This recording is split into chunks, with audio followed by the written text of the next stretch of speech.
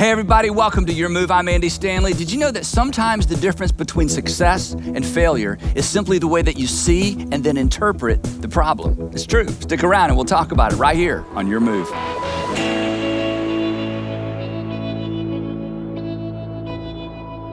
Well, we're starting a brand new series today called David. We're going to talk about the life of King David. The story takes place and begins in about the 11th century BC. As you know, David was a lot of things. He ended up being the king. We're introduced to him as a boy.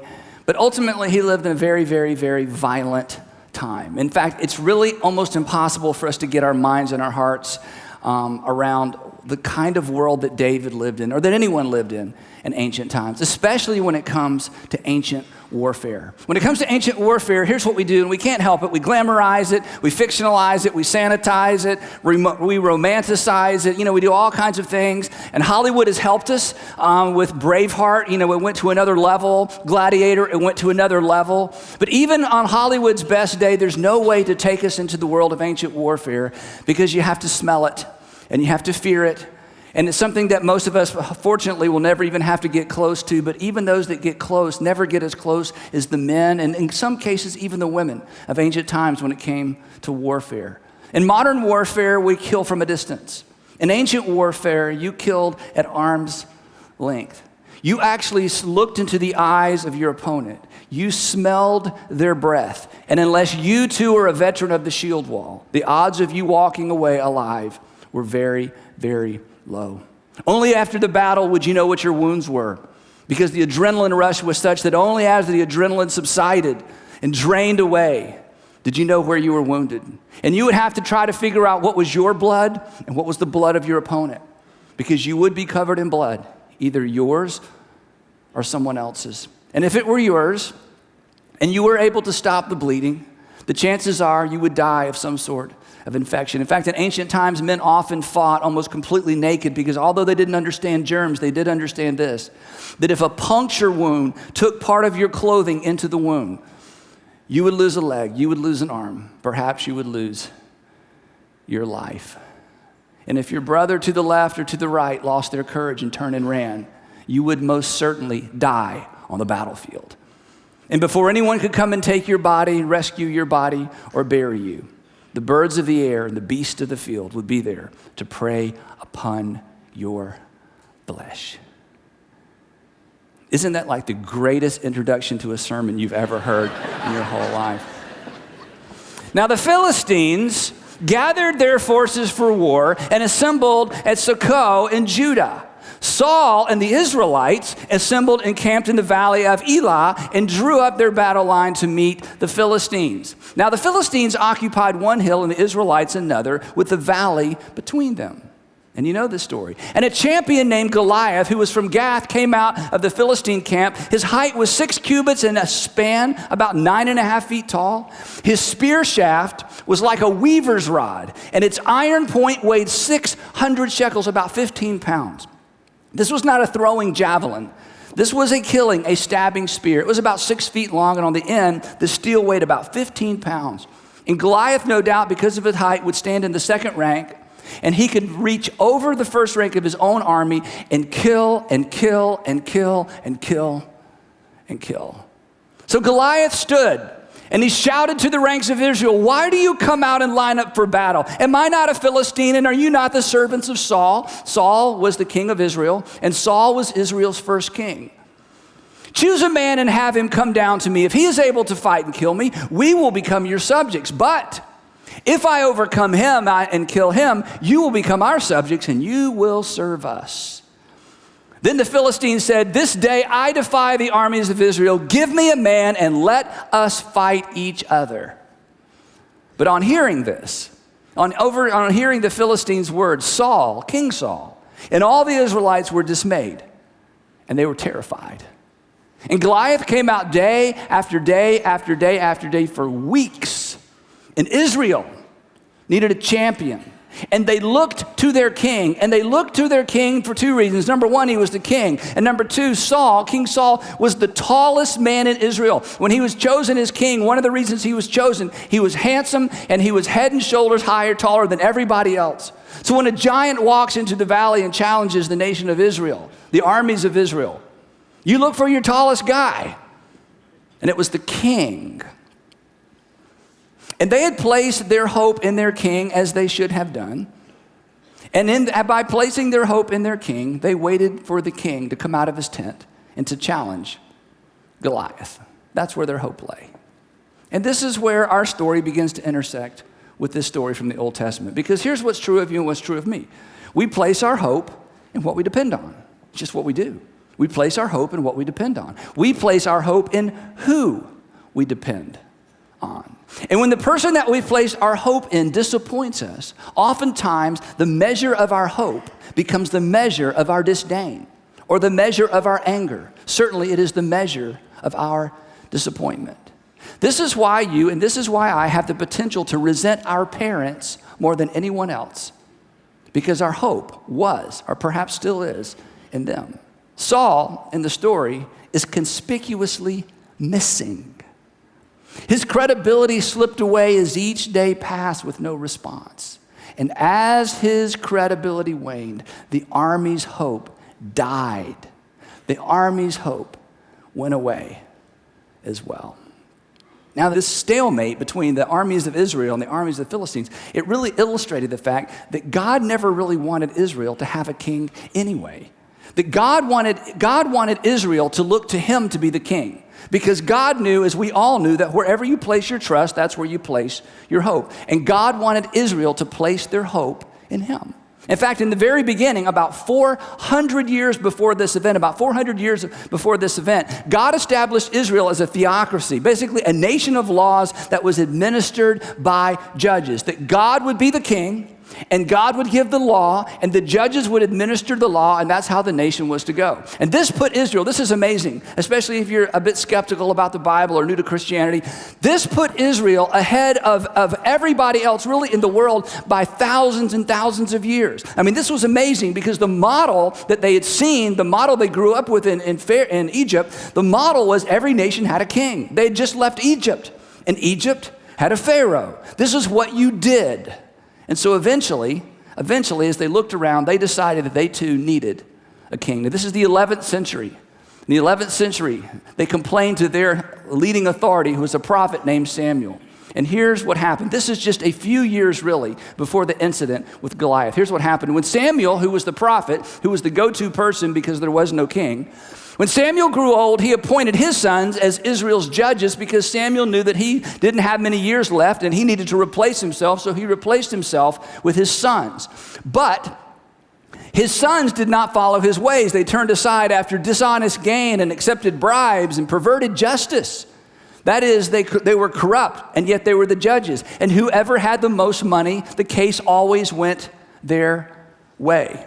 So all the elders of Israel gathered together and came to Samuel at Ramah. And they said to him, "You are old." That's not all they said to him. They said, "You are old, and your sons do not follow your ways. Now appoint a king to lead us, such as all the other nations have." All the cool kids have a king. All the cool nations have a king. We want a king. The story continues. But when they said to Samuel, "Give us a king to lead us," this displeased Samuel. So he prayed to the Lord. And this is what the Lord said to Samuel after he prayed. And the Lord told him, "Listen to all that the people are saying to you. It is not you they have rejected, but they have rejected me as their king, because I established Israel in such a way that I would be their king. And Samuel, the fact that they want you to appoint a king, they're not rejecting you. They're rejecting me as their king.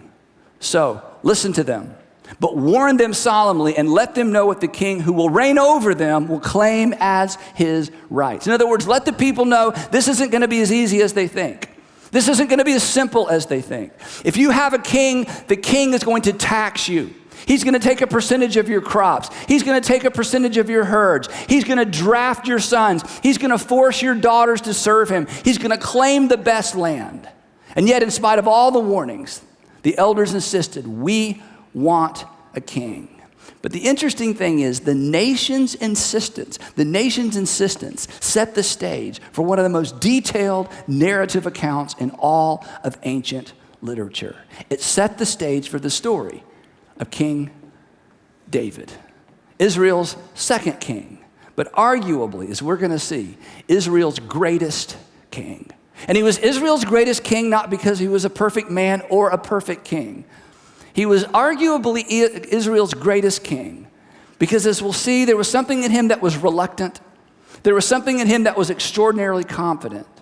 But there was something in him that was extraordinarily humble as well. And unlike the average king, even unlike the average king in Israel, unlike the average king or the typical king, David actually loved the law. Now, kings typically did not love laws. Kings loved to be the law. In fact, when a king broke the law, they would often adjust the law to match the words of the king, because the king's words were the final words. And yet throughout his reign, we discover that David actually loved the law even when the law condemned him. And instead of changing the law or adjusting the law, it's an incredible story.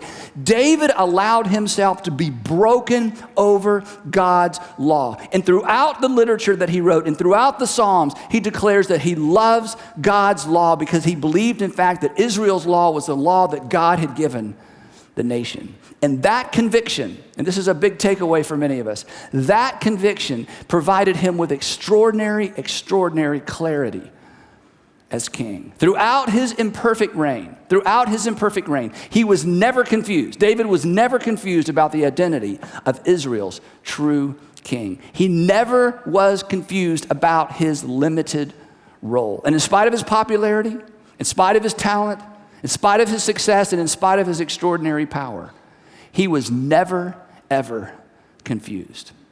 For many of us, that's not the case. Success confuses the best of us. A little bit of success, and the next thing you know, we're sitting on the throne of our lives. And once we're on the throne of our lives, we place our hope in us because we place our hope in the one we depend upon the most. David, the king of Israel, never made that mistake. In fact, we catch a glimpse of this extraordinary perspective when he was a 15-year-old shepherd boy trying to stay out of the way of his older brothers who fought for King Saul. So back to the story. On hearing the Philistines' words, Saul and all the Israelites were dismayed and they were terrified. And while this is going on, 15-year-old, just got his learner's license, couldn't even drive himself to the battlefield, right? 15-year-old David shows up with a care package from home. And like any curious young man or teenager, he makes his way to the front of the lines because something is going on, and he hears Goliath's taunts. And he hears Goliath's speech. It's the same speech that he gives twice a day. This has been going on for a month. And David responds. But instead of being dismayed and terrified, David is offended. He hears that Saul is looking for a champion to fight Goliath, and he begins to ask questions. And even the questions that David asked as a 15-year-old boy allow us to see that he saw with a clarity that no one else in Saul's army had. He asked, the text tells us, David asked the men standing near him, "What will be done for the man who kills this Philistine and removes this disgrace from Israel?"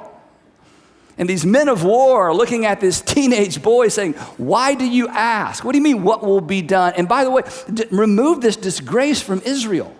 We haven't really seen it that way. What we've seen is a 9.5-foot tall giant with extraordinary experience. He is a veteran of many shield walls, of many battles. Our king, who we expected to go and fight this giant because he is our giant, is nowhere to be found. So we've seen this as purely a military endeavor. Say that again, this disgrace from Israel. And then David says this, Who is this uncircumcised Philistine that he should defy the armies of the living God? Nobody asked that question. Nobody saw it this way. Uncircumcised Philistine, that meant that Goliath was outside the covenant of God. That Goliath was outside the protection of God. That Goliath and the Philistines were trying to take land from a nation, land that had been promised by God. Who does he think he is? And why in the world hasn't somebody done something about this? Wow. Well, word gets back to King Saul that someone is actually talking about going down there and fighting this giant. That there's somebody perhaps in the army who's finally raised their hand and volunteered for, what undoubtedly would be his last day on the planet. And so he calls David in, and when David walks in, he's immediately disappointed. He's no soldier. He's no soldier. There are no scars. There are no wounds. There's nothing to indicate that he's ever been in a shield wall. And he discovers that David is a shepherd. He's the younger brother of 3 of Saul's veteran soldiers. And Saul sits down and he dismisses David, and David says, wait, King Saul, before you let me go, I understand I'm just a shepherd boy. I understand I have no military experience. I don't even have any weapons. I'm a shepherd, it's true, but one day while I was shepherding my father's sheep, a lion came and took one of the sheep. And instead of doing what most shepherds do, which is protect the rest of the flock and say, Dad, we lost one, I wasn't going to let a lion take one of my sheep. And I went after the lion, and I took the sheep and I killed the lion.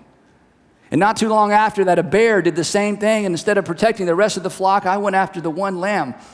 And I took the lamb and I killed the bear. And your servant has killed both the lion and the bear. And this uncircumcised Philistine will be like one of them because, not because I'm a soldier, not because I have any military experience, but because, and why hasn't anybody seen this?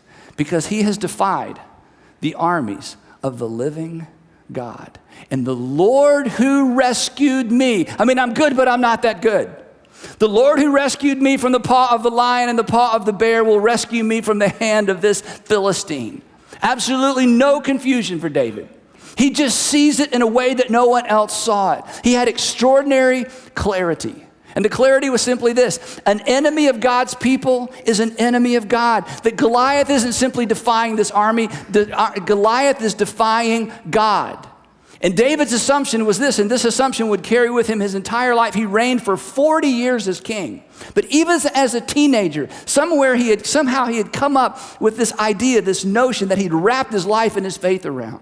That the man or woman whose hope is in the Lord need not fear, even when there is something to be afraid of. And so he said, King Saul, pick me, choose me. Let me do what no man in your army is willing to do. King Saul, let me do what you as king are unwilling to do yourself.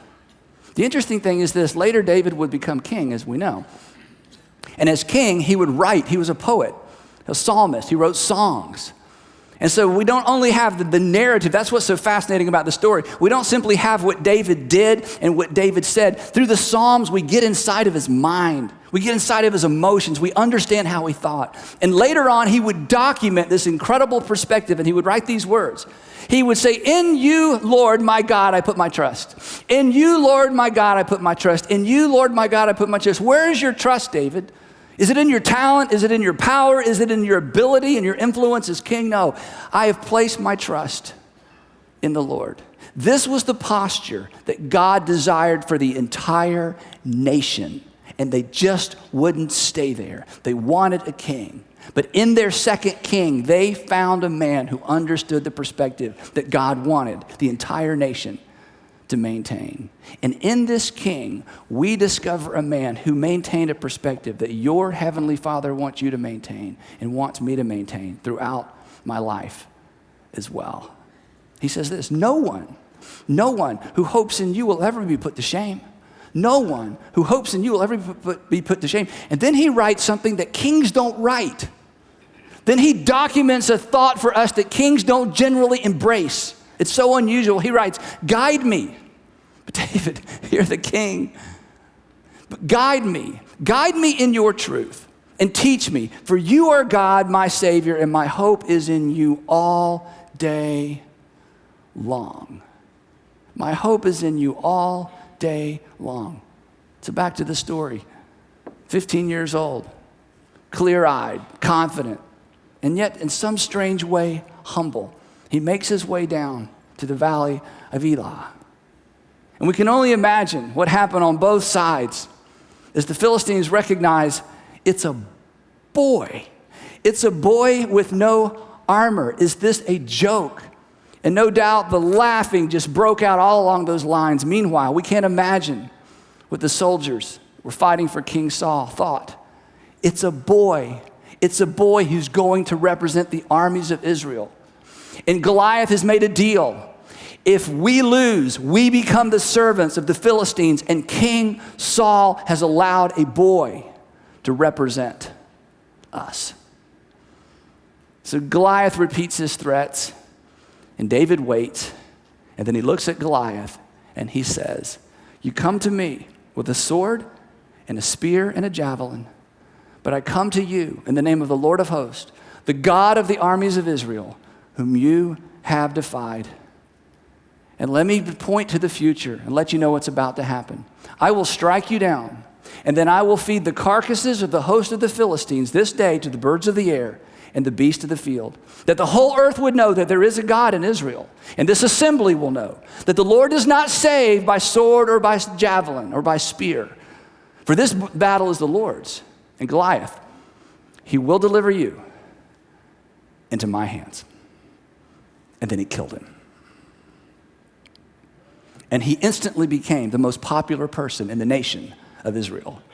And he became the most feared man among the Philistines. And then the Philistines made a tragic, tragic decision. They turned and they ran. And the slaughter lasted all day long. And the Israelites enriched themselves on the plunder from the Philistine camp. And David had simply done what King Saul failed to do, because David saw something that King Saul could not see.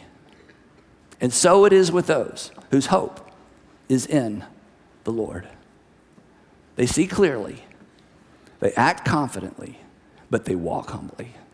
They see clearly, they act confidently, but they walk humbly. They recognize, and here's the key, they recognize that they can't control outcomes because there are too many variables outside of their control. That men who walk humbly with God and women who walk humbly with God and students who walk humbly with God and teenagers walk humbly with God, they wake up every day and they realize, I can't control outcomes because there are too many variables that are outside my control. So instead they do this. They lean the weight of their life against the one who has the whole world and all the variables in his hands. And they declare with David every morning, in you, Lord my God, in you, Lord my God, I put my trust. My hope is in you all day long. Imagine waking up tomorrow and making that declaration before you even get out of bed. Imagine driving to work and there's things you're not looking forward to. There are things you are looking forward to. Imagine in the midst of your greatest success, when all eyes are on you and you are the smartest person in the room in that moment. And you whisper under your breath what David must have whispered under his breath 1,000 times, oh Lord, my God, in you I put my trust. My hope is in you, not in me, all day long.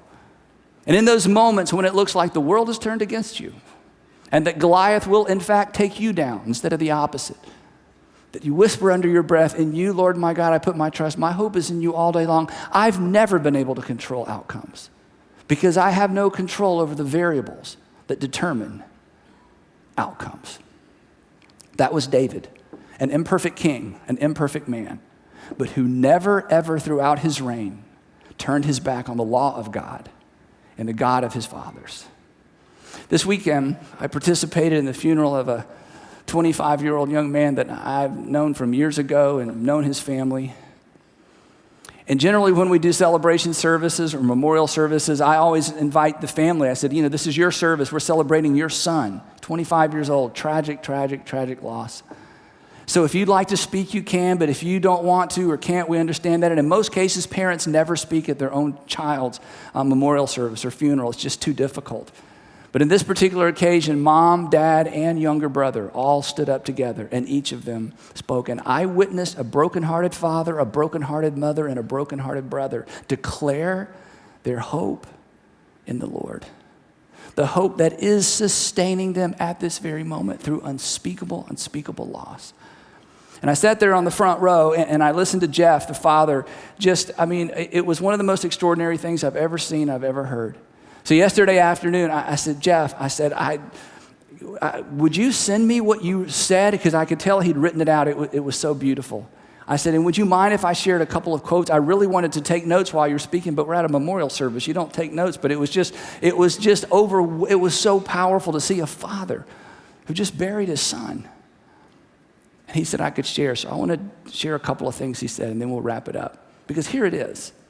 I mean, it's one thing to put your hope in the Lord in the victories. It's one thing to try to remember to be humble when you have a lot of reasons not to be humble. But in every life, including David's, in every life there are those moments when we choose whether or not to keep our hope in us, and then when you put your hope in you and the world falls apart, all you have left is despair. But when you see something like I saw Friday, and some of you have seen that, all of a sudden you realize that God's capable hands are capable even when the whole world seems to be upside down and it seems like no one has the whole world in his hands. And here's what he said. If I could bring him back, I would. I've asked God why he chose to take Alec and not me.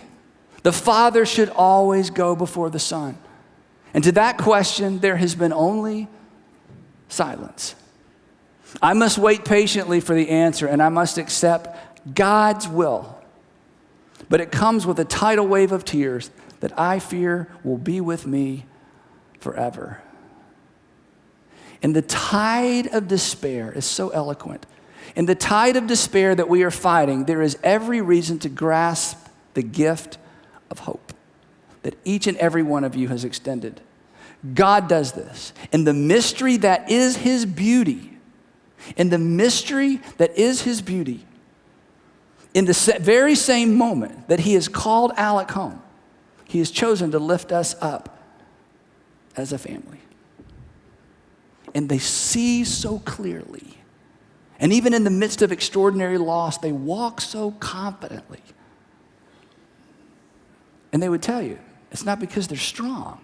It's because they've learned to place their hope in the Lord. David, as we're going to discover, was in fact Israel's greatest king. Because as king, he never confused himself with the king. As it turns out, David will be considered Israel's greatest king. Not because he was perfect. He wasn't. In fact, he was so flawed. But what made him Israel's greatest king is because he never confused himself with the king. His hope, even as king, was in the Lord. But in his early years, that was not always the case. And so we'll pick the story up right there next week.